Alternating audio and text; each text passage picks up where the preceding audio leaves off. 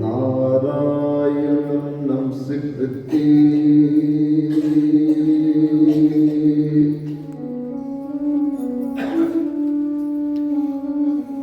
नरं चैव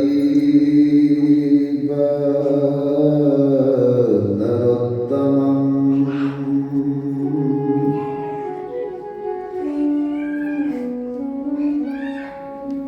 देवीं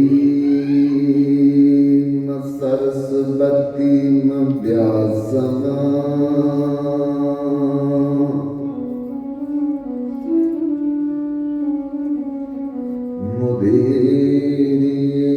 मुदीरयेत् महाप्रसाद जननी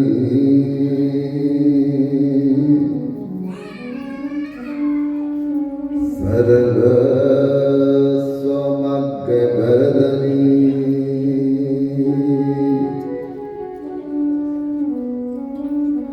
आदि व्याधि हरा नित्यं तुलसी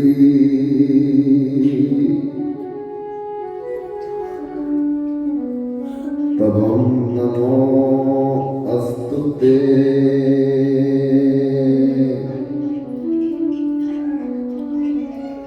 श्री कृष्ण चैतन्य प्रभु नित्यानंद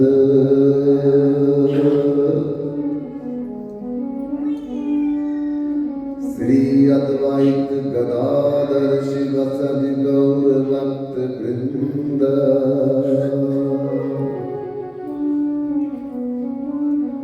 हरे कृष्णा कृष्ण कृष्ण हरे हरे हरे राम राम राम हरे हरे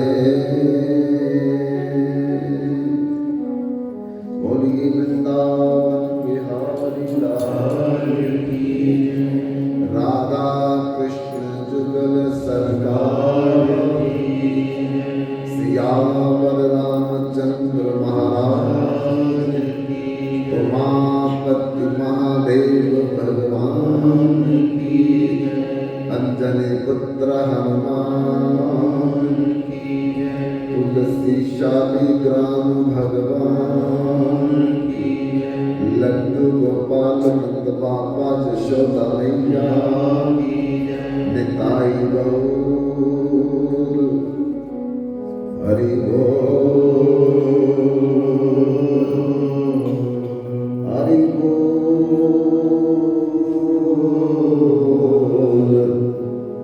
हरि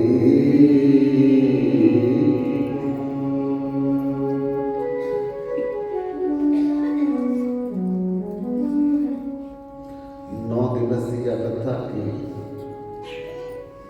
कल पहले दिन हम चर्चा कर रहे थे कि सत्संग के माध्यम से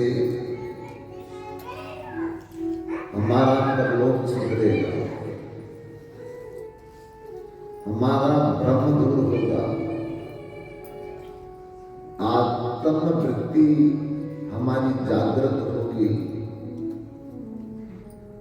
और सदा सदा के लिए हम जो दुखी रहते हैं ये दुख चला जाएगा।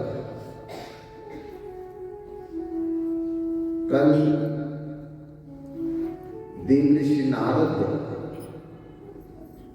तथा एक शिकारी का प्रसंग चल रहा था कि देवऋषि नारद वाराणसी से चल करके प्रयागराज आ रहे हैं स्नान करने के लिए, क्योंकि प्रयागराज में 3 नदियां बहती हैं, गंगा जमुना तो प्रत्यक्ष में है, सरस्वती गुप्त रूप में रहती है। तीनों नदियां मिलती है,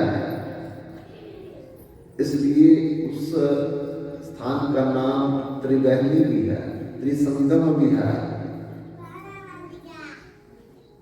तो वहां स्नान का बड़ा महत्व है। स्वर्ग से देवता लोग, देवंगनाएं, स्वयं भगवान राम ने भी वहां आकर के स्नान करके हम लोगों को प्रयागराज की महिमा से खूब करवाया। तो देव ऋषि नारद भी वाराणसी से, काशी से जंगल के रास्ते चलते हुए प्रयागराज जा रहे हैं, लेकिन तब पैदल चलना पड़ता था। तो अकेले जा रहे हैं। रास्ते के किनारे उन्होंने एक खरगोश को देखा, जिसके शरीर में एक तीर लगा। वो चारों पांव अपने उठा करके तड़प रहा है, ना पूरा जीवन ना पूरा मरा, अब मरा। नारद जी को हैरानगी हुई, क्योंकि संत हैं, तो संत स्वभाव एक चींटी भी नहीं मारना चाहता, पर उपकार वचन मन गाया। संत स्वभाव सहज खबराया। संत का मतलब अपने मनसा वाचा कर्मों के द्वारा हर प्राणी का भला सोचे, भले कोई जानवर ही क्यों ना हो, पक्षी कीट पतंगा ही क्यों ना हो, मानव और दानव ही क्यों ना हो, लेकिन संत का स्वभाव सबका भला सोचता। तो नारद जी को बड़ा दुख लगा कि ये कैसा अत्याचार, कैसा पाप, कैसा अपराध कोई कर रहा है, इनको भी कष्ट, और जो कर रहा वो भी कष्ट कर जाएगा। क्यों? जो गला काटे किसी का, वो अपना लेकटा धीरे धीरे नाम का बदला कहां पे जाए। आज हम जिनके गले काट रहे हैं, ये वही पे लिख दिया गया है। हम भूल के गला काट करके, जीभ काट करके, किसी के बारे में बुरा भला बोल करके, लेकिन भगवान के खाते में ये सब लिखा जाता है उसी समय। अनंत जन्म के बाद भी इसका फल हमको भोगना पड़ेगा, और जितना देरी से भोगना पड़ेगा, ब्याज के साथ भोगना पड़ेगा। इसलिए अच्छा काम अगर हमारे से कोई हो जाए तो उसे छिपा करके रखें, और कोई पाप कर्म हमसे हो जाए तो उसे छुपा करके रखो, सबको बताओ। क्यों? क्योंकि जो जितनी देर से मिलेगा उसका ब्याज भी मिलेगा।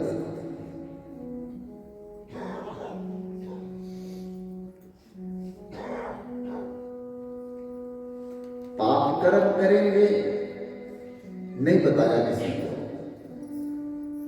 उस उसका फल जमा हो गया।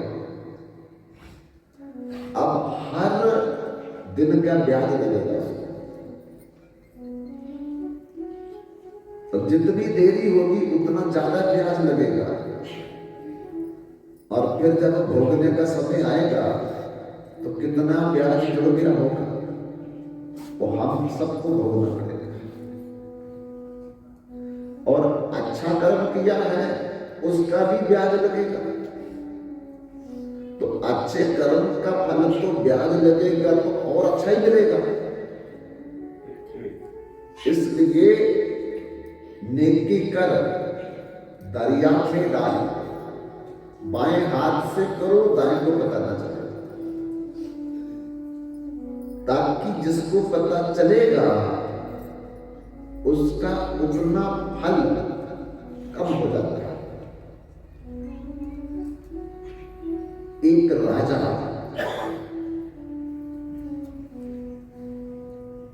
किसी को कुछ नहीं देता था, पर उसके गांव में एक महात्मा आया करता था मांगने के लिए। सब तो कुछ कुछ देते, लेकिन राजा अड़ियल स्वभाव का जब भी वो संत आए दरवाजा बंद कर लेता।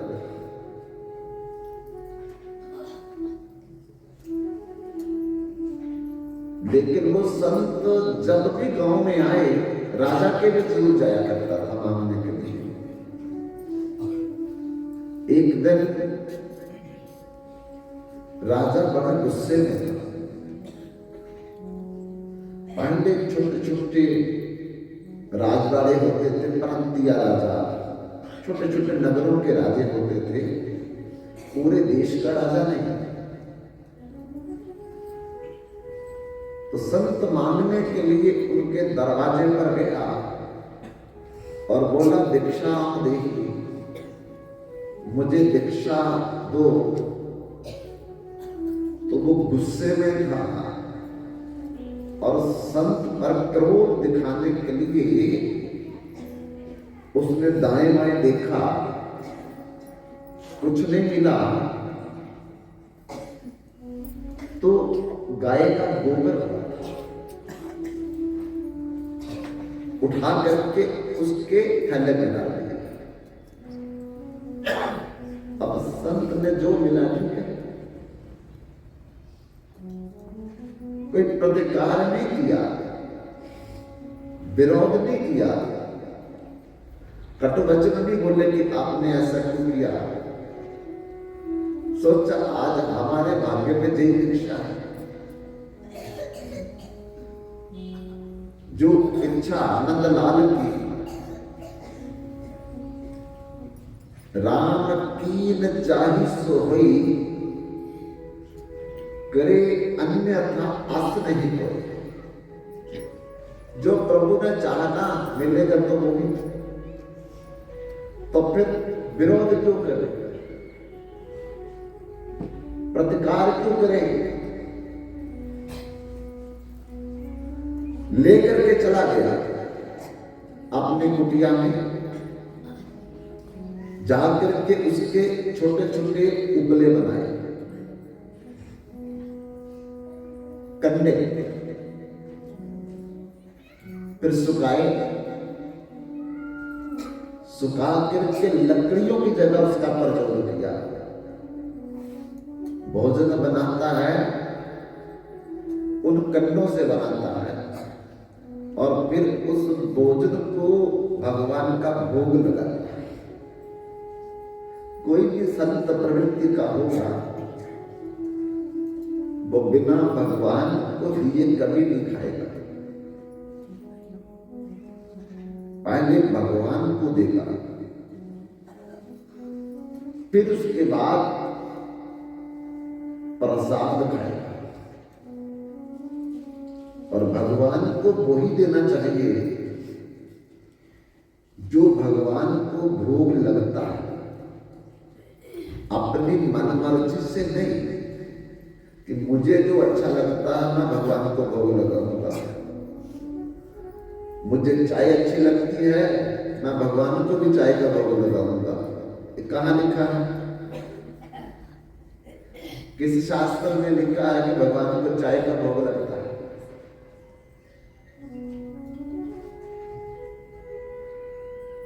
शराब इतनी खतरनाक नहीं है जितनी चाय खतरनाक है। क्यों? अगर कोई शराब पिएगा तो दिन में एक बार पिएगा, वो भी छिप करके पिएगा। तो चाहे तो 18-20 बार पिएंगे, वो भी सामने पिएंगे, तो वो ज्यादा नुकसान करती है ज्यादा पीने पर। तो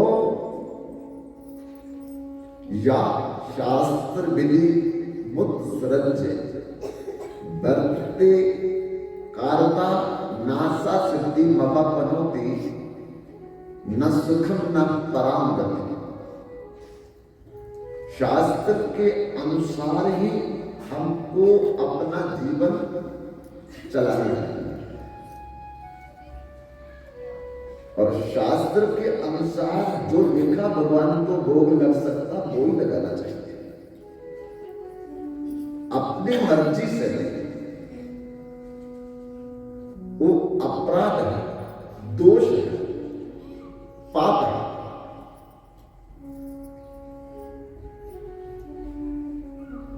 पर बिना भोग लगाए हमें कोई भी वस्तु ग्रहण नहीं करनी चाहिए,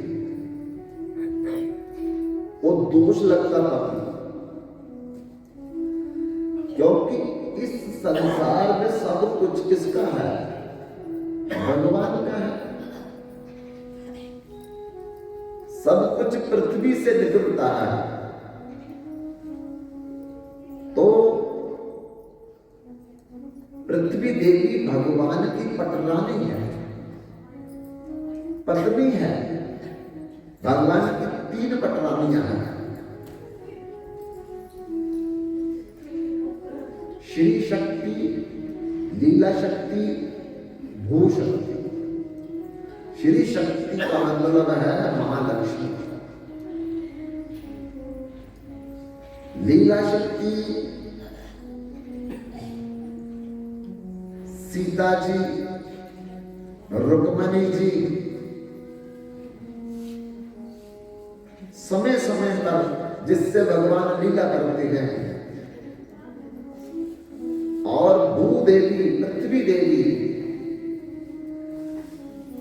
ये भी भगवान की पटरानी है। जब हिरण्याक्ष पृथ्वी को ले गया चुरा करके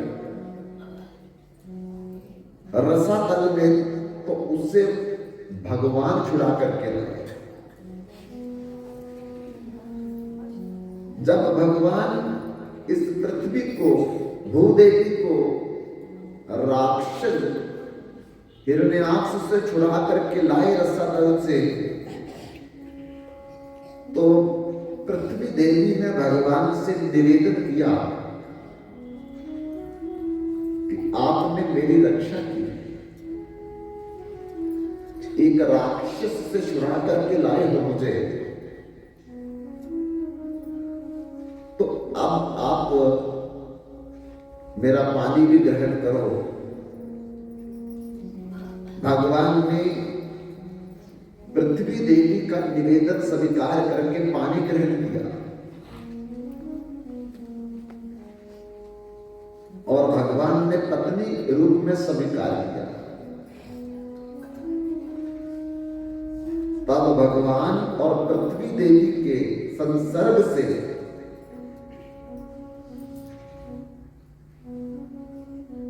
भौमासुर नाम का एक राक्षस पैदा हुआ, जिसको नरकासुर भी कहते हैं। तो इसलिए भूमि देवी भी भगवान की पटरानी है, और पटरानी होने के नाते, पत्नी होने के नाते पृथ्वी देवी का क्या कर्तव्य है? अपने पति की नित्य सेवा करनी।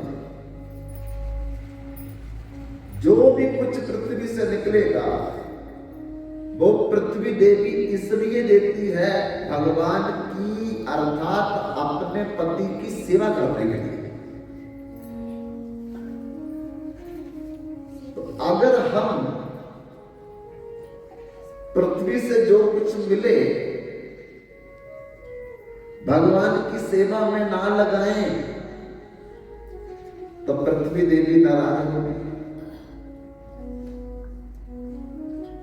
और फिर उस वस्तु का दुरुपयोग होगा, सदुपयोग नहीं होगा, तो हमें दोष लगेगा, पाप लगेगा, अपराध लगेगा और उस पाप के कारण, दोष के कारण, अपराध के कारण हमें दंड भुगतना पड़ेगा और दंड के रूप में हमारे शरीर में तरह तरह की बीमारियां लगेंगी। ये बीमारियां इसीलिए लगती है जब भगवान की वस्तु जो पृथ्वी देवी देती है भगवान को भोग ना लगा करके पहले हम भोग लगा देते हैं।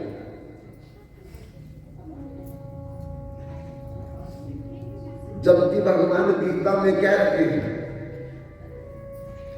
यज्ञ शिष्टासिना संतो मुच्यन्ते सर्व किल विषयी भोजते अघम पापा पचन्त्या आत्म कारणा अन्नाद भवन्ति भूतानि पर्जन्याद अन्न संभवा यज्ञ भवति पर्जन्यो यज्ञ कर्म श्रुद्धवा। कोई भी चीज ये मेरी है,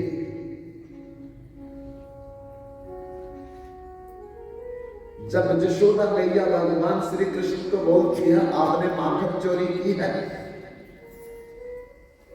तो भगवान क्या बोलते थे? नहीं।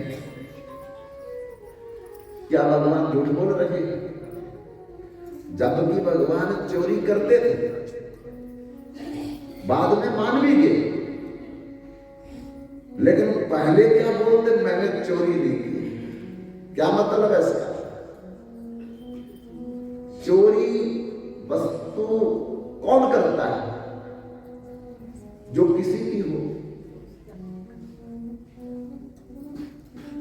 तो सब कुछ तो भगवान का है, तो भगवान किसकी चीज को चोरी करेंगे? अपनी चीज को कोई उठाए तो वो चोरी थोड़ी है। आप बाजार से मिठाई ला करके अपने फ्रिज में रख दो,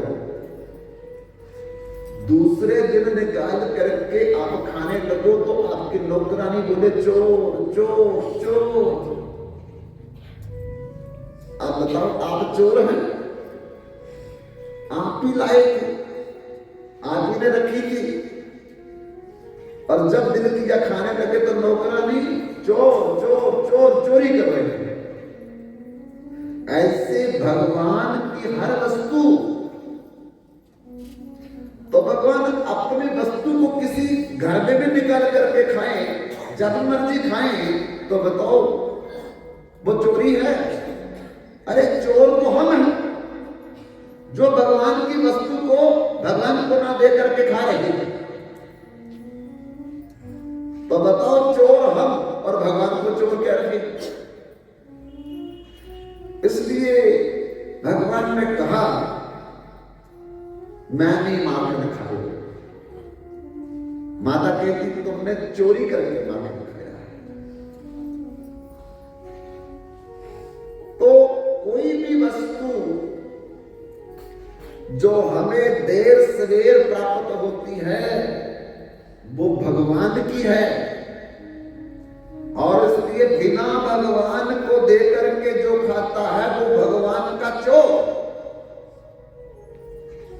और फिर चोरी का दंड भुगतना पड़ेगा। आज तक हम चोरी कर रहे हैं, जितने कपड़े पहने हैं पहले भगवान को दिए नहीं, हम खुद पहनेंगे। तब चोरी की ना भगवान से। जितनी जमीन खरीदते हैं भगवान के नाम पर रजिस्ट्री नहीं, अपने नाम पे करवाते हैं। जमीन भगवान की और रजिस्ट्री अपने नाम पे करवा रहे हैं, इंतकाल अपने नाम पे करवा रहे हैं। है चोर या नहीं? जितना फल ये भगवान का, जितनी औषधियां भगवान की, जितनी सब्जियां भगवान की, जितना अन्न भगवान का, जितना सोना चांदी पित्तल लोहा सब भगवान का, और भगवान को ना देकर के हम उसका भोग कर रहे हैं। तो चौर हम है, भगवान है।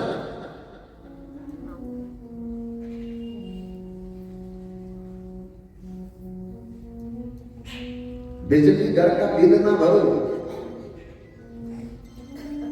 तो मीटर की तार काट देते हैं, जुर्माना अलग। कभी भी घर का पानी का बिल ना भरो तो नलके की पाइप काट देते हैं। लेकिन असल में जो पानी है किसका? ये तो भगवान का पानी है। तो बिजली घर को तो हम दे रहे हैं, कमेटी घर को तो हम दे रहे, भगवान को क्या दे रहे हैं? तब तक भगवान के हम चोर हुए या नहीं हुए? इसलिए सत्संग में बैठेंगे पता चलेगा कि हम कितना अपराध कर रहे हैं, कितना पाप कर रहे हैं। भगवान को ना दे करके भगवान की वस्तु स्वयं भोग कर रहे हैं। अब फिर कहते हैं कि भगवान ने हमको क्या दिया है? अगर भगवान ने कुछ नहीं दिया तो भगवान की हवा लेना बंद कर दो, वर्षा का पानी लेना बंद कर दो, भगवान की सब्जी बंद लेना कर दो, और ये भगवान की पृथ्वी है, इस पर चलना बंद कर दो, बैठना बंद कर दो। अगर भगवान ने कुछ नहीं दिया, आंखें बंद कर दो भगवान की। जितने हमारे इतने कीमती शरीर के अंग हैं, ये भगवान ने दिए हैं। मां को भी पता नहीं, पिता को भी पता नहीं आंख कैसे बन गई, बालक की हार्ट कैसे बन गया, किडनी कैसे तैयार हो गई, हाथ पांव कैसे तैयार, ना मां को पता ना पिता को पता। लेकिन भगवान कैसे बना रहा है। हम लोग खाना खाते हैं, अब खाना तो अपने स्वाद से खाते हैं, उसकी हड्डी कैसे बन जाती है अंदर जाकर के, रक्त कैसे बनता है, मज्जा मेदा कैसे बनता है, चमड़ी कैसे बनती है, बाल कैसे बनते हैं, मांस कैसे बनता है, कभी विचार किया है? कौन बना रहा? भगवान ने ठेका दे रखा हमारा, फ्री में हमारे सारे काम करें, और हम जो करें उसका बदले में हमको सब कुछ चाहिए। भगवान बिल्कुल मुफ्त सब कुछ कर रहे हैं।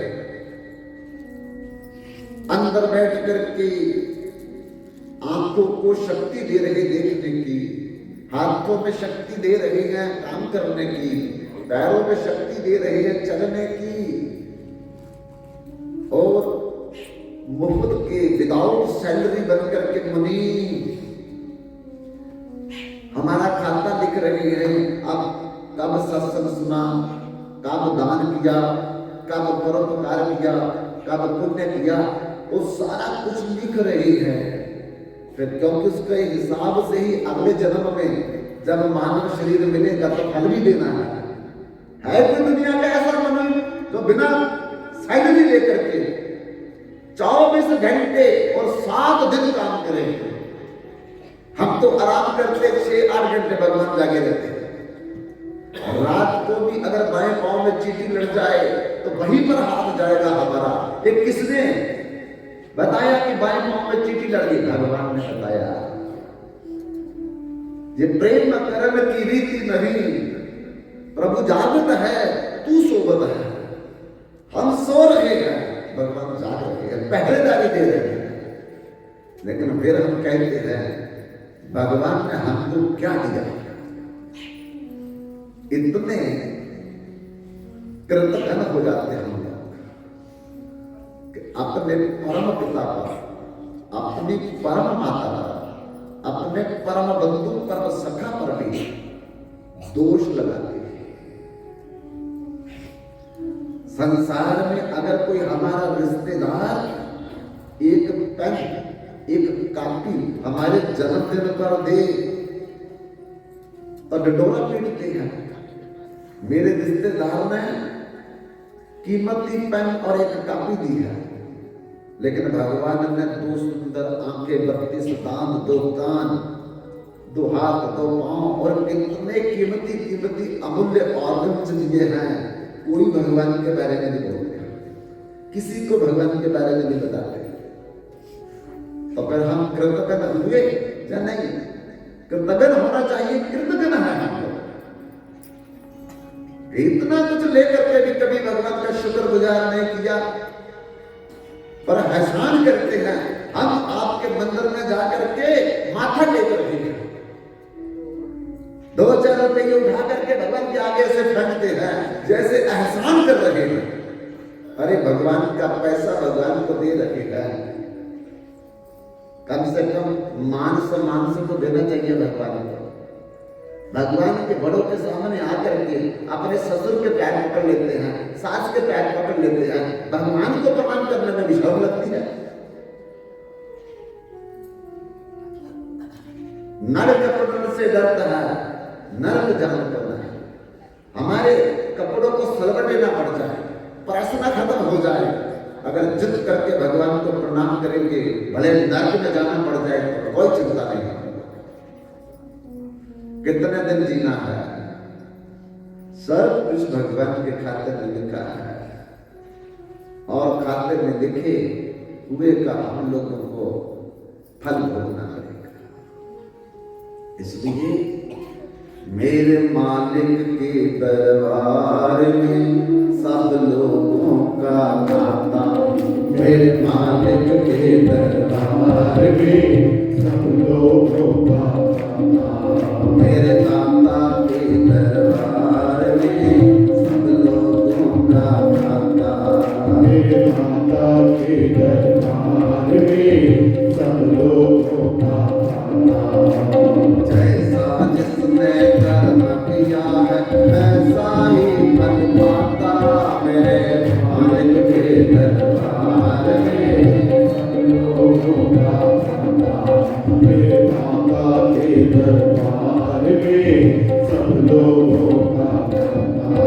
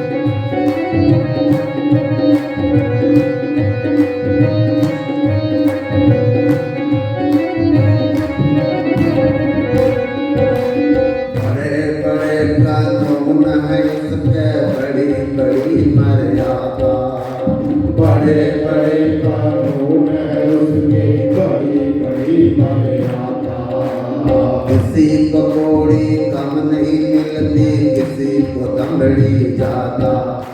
किसी को कोड़ी कम नहीं मिलती, किसी को दमड़ी ज्यादा। वो बड़े बड़े कानून है उसके, बड़ी बड़ी मर्यादा। बड़े बड़े कानून है उसके, बड़ी बड़ी मर्यादा। किसी को कोड़ी कम नहीं मिलती, किसी को दमड़ी ज्यादा। किसी को कोड़ी कम नहीं मिलती, किसी को दमड़ी ज्यादा। इसीलिए तो दुनिया का जगत पिता कहलाता है। मालिक के दरबार में सब लोगों का दाता, मेरे दाता के दरबार में सब लोगों का दाता।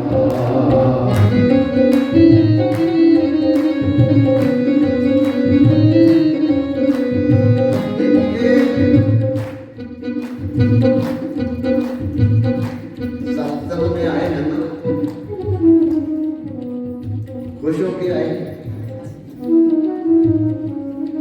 अब किसी के घर में खुशी के मौके पर जाएं तो वहां चुप करके बैठे रहेंगे? कम से कम ताली तो बजाओ।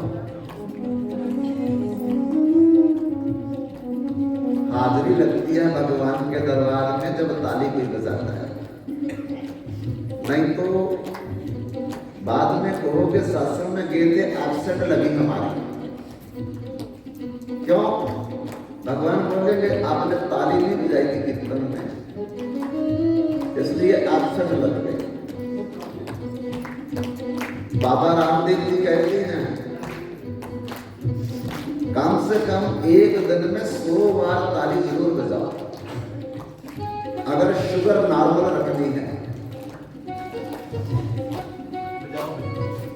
क्यों?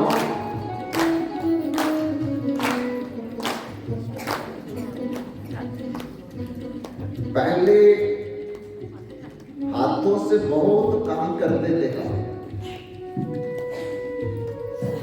गोबर लेप करते थे, बस्तर हाथों से धोते थे, धान आटा हाथ से, चक्की चलाकर, बर्तन हाथ से। तो आजकल सब कुछ मशीनें कर रही हैं, हमारे लिए कोई काम नहीं कर सकता। और पहले लोग पैदल ज्यादा चलते थे, अब साथ की दुकान पर ब्रेड लानी है तो स्कूटर चाहिए, और तीर्थ यात्रा करनी है तो बस गाड़ी चाहिए,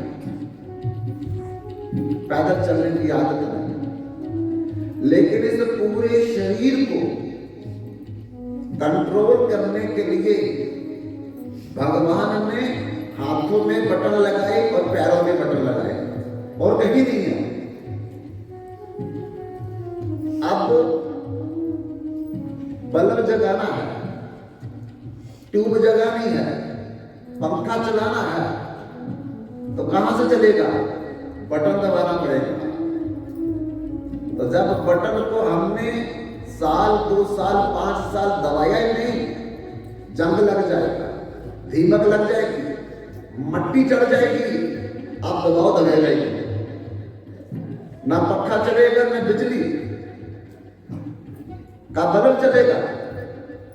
यही हमारा हाल हो चुका है। हाथों के बटन जाम हो चुके हैं, पैरों के बटन जाम हो चुके हैं, दीमक लग गई, जंग लग गया, और जिसका परिणाम हम देख रहे हैं, शरीर में सैकड़ों बीमारियां आ गई हैं। काम है ही नहीं।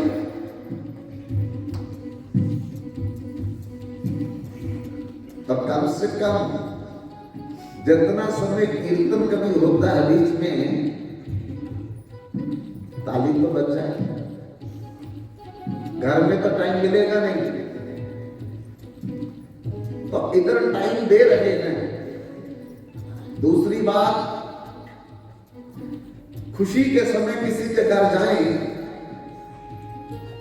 तब बधाई मिलती है। जब हम घर को चलते हैं मिठाई का डिब्बा मिलेगा और सगन में कुछ पैसा मिलेगा, लेकिन भगवान के घर आकर के जब ताली नहीं बजाएंगे तो फिर बधाई में क्या मिलेगा भगवान से। तीसरी बात, जब कुंभकर्ण का भगवान राम ने वध किया तो कुंभकर्ण की पत्नी का नाम है निद्रा देवी। भगवान के पास रो रही जाए, आपने मेरे पति को मार दिया, मैं कहा जब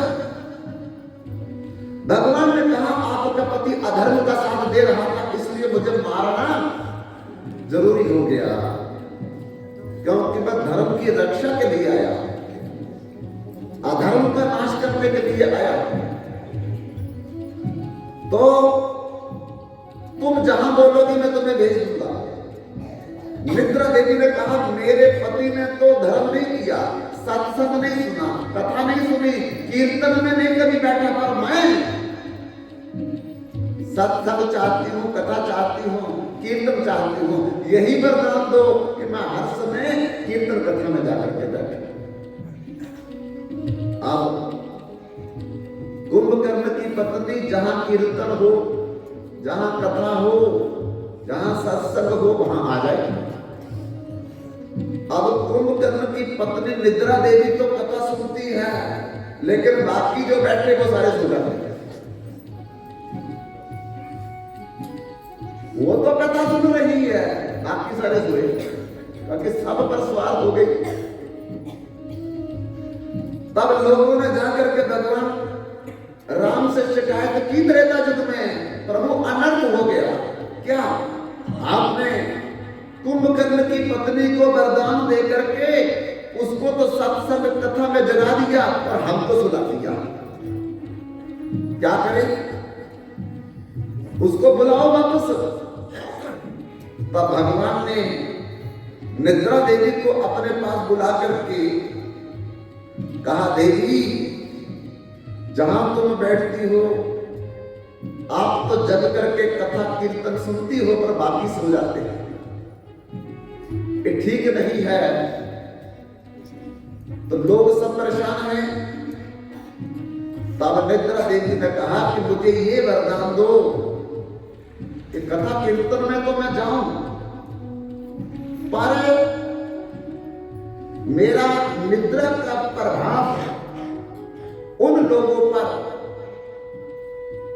पढ़ना चाहिए जो कीर्तन में ताली ना बजाएं, बाकियों पर नहीं, जो ताली बजाएंगे उन पर मेरा असर ना हो। तो सत्संग में नींद बहुत आती है, कथा में नींद बहुत आती है, लेकिन इसीलिए बीच बीच में कीर्तन करवाया जाता है ताकि निद्रा देवी का प्रभाव कम हो जाए। ताली बजा करके जब कभी कीर्तन आए तो ताली।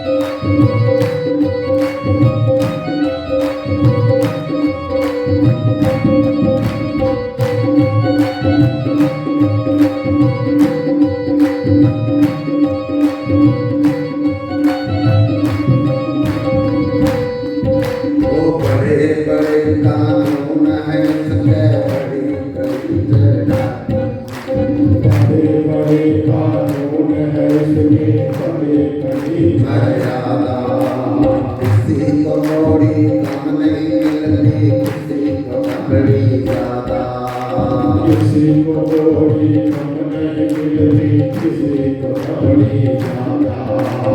इसीलिए वो दुनिया का जग से कहलाता है। दाता के दरबार में सब लोगों का ताता, मेरे मालिक के दरबार में सब लोगों का ताता।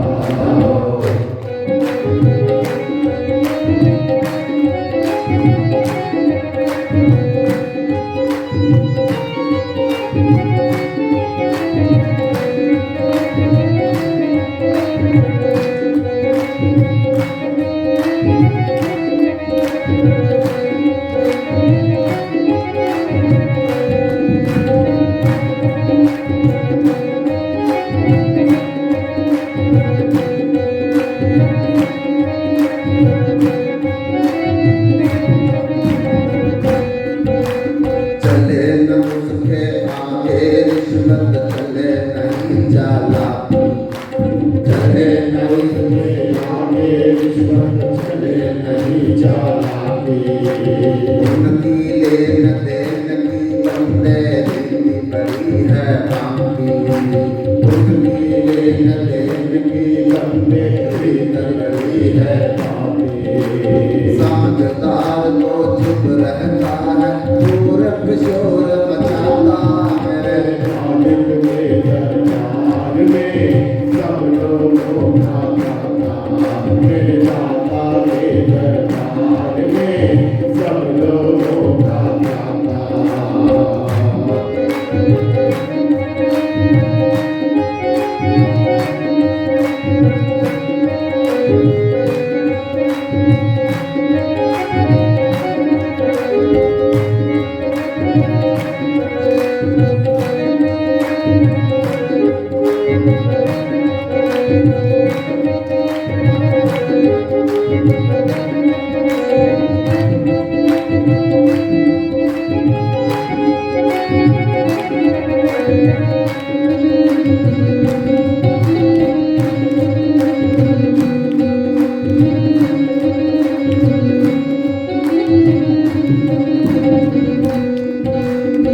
उजली करनी कर ले बंदे, कर्म न करियो आना।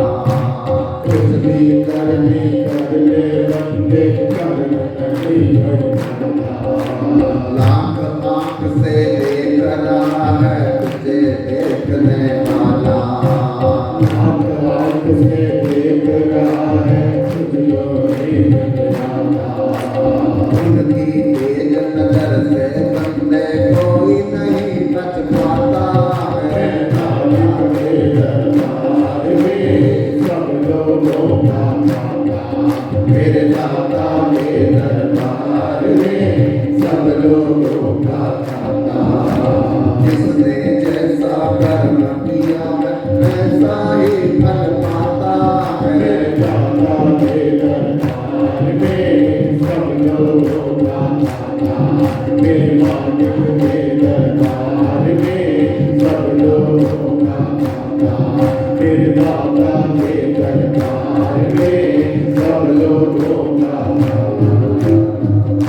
मेरे कान्हा के दरबार में सब लोगों का था।